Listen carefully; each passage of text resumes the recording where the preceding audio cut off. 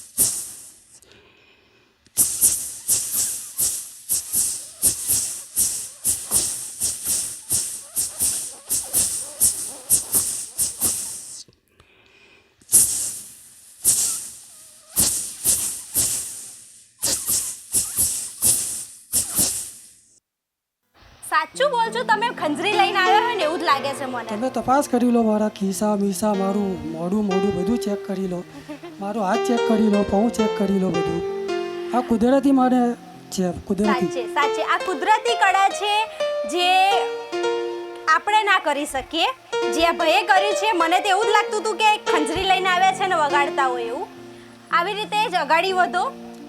આ ચંજરી હું 10 વર્ષનો હતો ને, હું જપસી વગાડું છું।